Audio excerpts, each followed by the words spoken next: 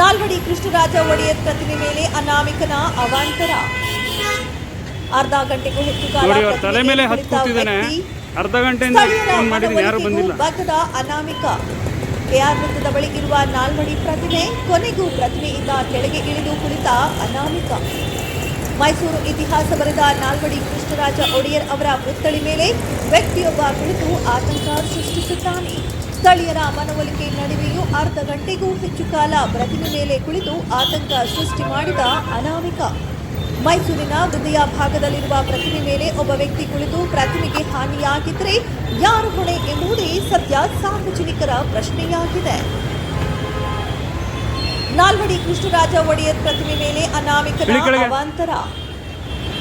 ಅರ್ಧ ಗಂಟೆಗೂ ಹೆಚ್ಚು ಕಾಲ ಪ್ರತಿಮೆ ಏರಿ ಕುಳಿತ ವ್ಯಕ್ತಿ, ಸ್ಥಳೀಯರ ಮನವೊಲಿಕೆಗೂ ಬಗ್ಗದ ಅನಾಮಿಕ.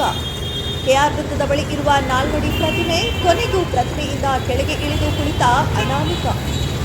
ಮೈಸೂರು ಇತಿಹಾಸ ಬರೆದ ನಾಲ್ವಡಿ ಕೃಷ್ಣರಾಜ ಒಡೆಯರ್ ಅವರ ಪುತ್ಥಳಿ ಮೇಲೆ ವ್ಯಕ್ತಿಯೊಬ್ಬ ಕುಳಿತು ಆತಂಕ ಸೃಷ್ಟಿಸುತ್ತಾನೆ. ಸ್ಥಳೀಯರ ಮನವೊಲಿಕೆ ನಡುವೆಯೂ ಅರ್ಧ ಗಂಟೆಗೂ ಹೆಚ್ಚು ಕಾಲ ಪ್ರತಿಮೆ ಮೇಲೆ ಕುಳಿತು ಆತಂಕ ಸೃಷ್ಟಿ ಮಾಡಿದ ಅನಾಮಿಕ. ಮೈಸೂರಿನ ಹೃದಯ ಭಾಗದಲ್ಲಿರುವ ಪ್ರತಿಮೆ ಮೇಲೆ ಒಬ್ಬ ವ್ಯಕ್ತಿ ಕುಳಿತು ಪ್ರತಿಮೆಗೆ ಹಾನಿಯಾಗಿದ್ದರೆ ಯಾರು ಹೊಣೆ ಎಂಬುದೇ ಸದ್ಯ ಸಾರ್ವಜನಿಕರ ಪ್ರಶ್ನೆಯಾಗಿದೆ.